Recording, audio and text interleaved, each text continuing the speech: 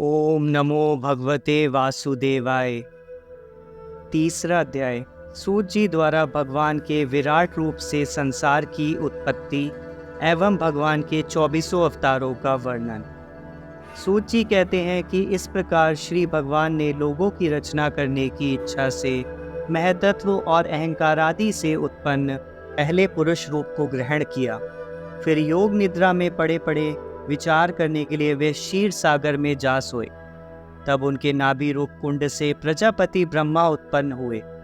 पश्चात उन्होंने अपने अंगों के विभाग से इस बृहत् संसार की कल्पना की, जो भगवान का सबसे अधिक सत्व गुण का वह शुद्ध स्वरूप है कि जिसके हजारों चरण, जंगा, बाहु और मुखों से हजारों मस्तक, श्रवण नेत्र और नासिक से संयुक्त तथा हजारों मुकुट, वस्त्र और कुंडलों से शोभित है।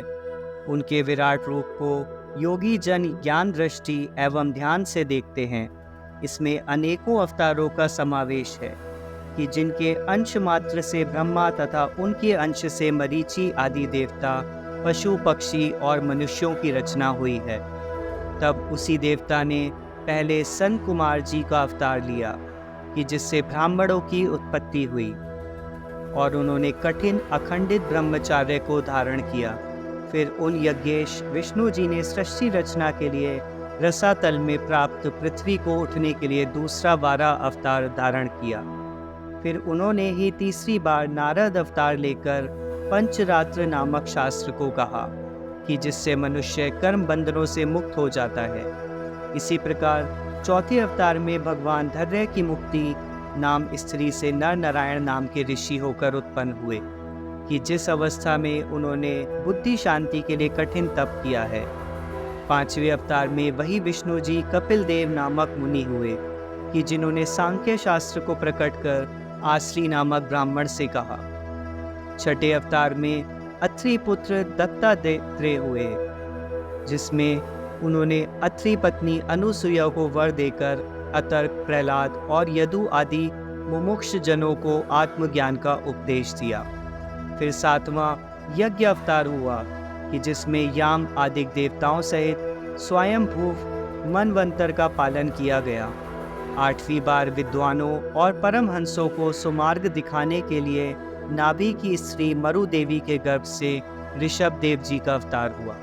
फिर ऋषियों के प्रार्थना करने पर भगवान ने नवा पृथु अवतार धारण किया कि जिन पृथु ने पृथ्वी से औषधि और अन्न आदि प्रकट किया है। यह अवतार सबसे सुंदर और श्रेष्ठ माना गया है।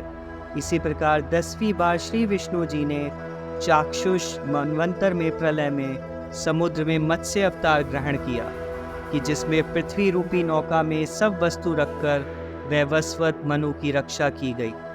फिर 11वीं बार विष्णु जी ने कश्यप अवतार लिया कि जिसमें उन्होंने अपनी पीठ पर मंदराचल पर्वत धारण कर पृथ्वी को उठाया और ऋषियों सहित अमृत के लिए समुद्र मंथन किया। 12वां अवतार धन्वंतरी अवतार हुआ और 13वां मोहन रूप में दैत्यों को मोहित कर विष्णु जी ने देवताओं को अमृत पान कराया। 14वीं बार नरसिंह जी का अवतार हुआ, जिसमें भगवान ने अपने नखों से दैत्यराज हिरण्यकश्यप को अवतार दिया, फिर दैव धारण कर उसे मार डाला। इसके पश्चात 15वां वामन अवतार हुआ, जिसमें भगवान ने राजा बलि के द्वार पर जाकर उससे स्वर्ग छीनने की इच्छा पूर्ण करने के लिए 3 पग पृथ्वी मांगी। फिर 16वीं बार परशुराम का अवतार हुआ कि जिसमें उन्होंने ब्राह्मणों से बैर करने वाले राजाओं को मारकर विनाश कर दिया, और इस प्रकार उन्होंने पृथ्वी को 21 बार क्षत्रिय विहीन किया। 17वें अवतार में पराशर जी ने सत्यवती के गर्भ से व्यास उत्पन्न हुए, जिन्होंने वेदों की शाखा रूप पहाड़ों की रचना की। इसके पश्चात देवताओं का कार्य करने के लिए 18वीं बार रामा अवतार हुआ था कि जिसमें समुद्र पर पुल बांधा गया। 19वें और 20वें अवतार में यदुवंशियों में जन्म लेकर बलभद्र और श्री कृष्णचंद्र ने पृथ्वी का भार हरण किया है। इसके पश्चात कलयुग में दैत्यों को मोहित करने के लिए बुद्ध देव जी ने किटस देश गया प्रांत में उत्पन्न होंगे। इसके पश्चात जब कलयुग का अंत होगा, तब राजाओं के चोर हो जाने से विष्णु यश नामक ब्राह्मण गर कल्कि भगवान का अवतार होवेगा। जैसे किसी न सूखने वाले जलाशयों से हजारों छोटी छोटी नहरें निकलती रहती हैं, वैसे ही सत्व गुण निधान विष्णु जी से असंख्य अवतार होते हैं। ये जितने भी बड़े बड़े देवता, ऋषि, मनु और प्रजापति आदि उत्पन्न हुए हैं, सब विष्णु जी के ही अंश से प्रकट हुए हैं। ये उन्हीं परमात्मा की कलाओं के अंश मात्र हैं, जो कि साक्षात विष्णु और नारायण रूप हैं। जब संसार दैत्यों से विकल हो जाता है, तब वे प्रत्येक युग में संसार को सुखी करने के लिए अवतार धारण करते हैं। एक वही निर्गुण रूप किंतु चैतन्य रूप ईश्वर, महद, अहंकार आदि अपनी माया के गुणों के सब रूप धारण कर रहे हैं। जैसे बुद्धिहीनों को आकाश में मेघगढ़ तथा वायु में पृथ्वी की धूल जान पड़ती है, ऐसे ही निर्बुद्धियों को आत्मा में शरीर भासता है। हे मुने, यह शरीर दो प्रकार का है। एक यह स्थूल जो सबको दिखलाई पड़ता है, और दूसरा सूक्ष्म जो कि दिखलाई नहीं पड़ता। इसके अतिरिक्त एक और लिंग शरीर है कि जिसमें जीव होता है, और शरीर छूटने पर यही शरीर फिर दूसरे स्थान में जन्म लेता है। पहले के दोनों शरीर माया और द्वारा आत्माएं कल्पित हैं कि जो श्रवण तथा मन नादि भक्ति द्वारा ज्ञान नष्ट किए जाते हैं, और तब यह जीव ज्ञान स्वरूप साक्षात ब्रह्मा हो जाता है। फिर उसी परमानंद स्वरूप की पूजा होती है। इस प्रकार वह अपनी लीला में सफल ईश्वर समस्त संसार की रचना, पालन और संहार करता है, परंतु वह किसी में आसक्त नहीं होता। वह प्राणियों में छिपा हुआ स्वाधीन घट गुणों का स्वामी, इंद्रियों के विशेष से दूर किंतु सब रसों को भोगता है। उनकी ललाओं का अंत नहीं है। वह संसार का विधाता, मन, रूप और वचनों द्वारा विस्तार करने वाला और तर्कादिकों से परे है। जैसे नट की लीला को कोई अनिभज्ञ ज्ञान नहीं जान सकता, वैसे ही आत्मज्ञान से रहित प्राणी उस ईश्वर की लीलाओं को नहीं जान सकते।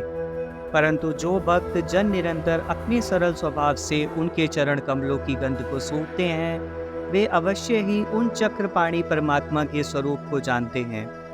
आप लोग भी धन्य हैं कि जो सब लोकों के स्वामी श्री विष्णु जी में सब प्रकार से अपने मन को लगाए हुए हैं। जो इस प्रकार से अपना मन भगवान के चरणों में लगाता है, वह आवागमन से मुक्त हो जाता है। तब जिसमें विष्णु जी का चरित्र है, ऐसे वेद के समान इस भागवत नामक पुराण को भगवान वेद व्यास ऋषि ने बनाया है। यह परम पवित्र शास्त्र धन का देने वाला और सब प्रकार से कल्याण का करने वाला है। यह वही पुराण है कि जिसे बनाकर यह वही पुराण को भगवान वेद व्यास ने आत्मज्ञानियों में श्रेष्ठ अपने पुत्र शुकदेव जी को संसार के कल्याण के लिए पढ़ाया था। फिर उन्हीं शुकदेव जी ने सब वेद और इतिहासों से छानकर निकाले हुए इस सारांश को अन्न जल त्याग कर गंगा के तट पर बैठे और महर्षियों से घिरे हुए राजा परीक्षित को सुनाया है। ज्ञानियों सहित कृष्ण जी के परम धाम चले जाने पर यह ग्रंथ पुराण रूपी सूर्य है। हे मुनियों, जब इस ग्रंथ को परम तेजस्वी महर्षि शुकदेव जी कहते थे, तब मैंने वहां जाकर उनके मुखारविंद से निकली हुई इस परम पावन कथा को भली भांति पान किया था। अब उसी को अपनी बुद्धि के अनुसार आप लोगों को सुनाता हूँ।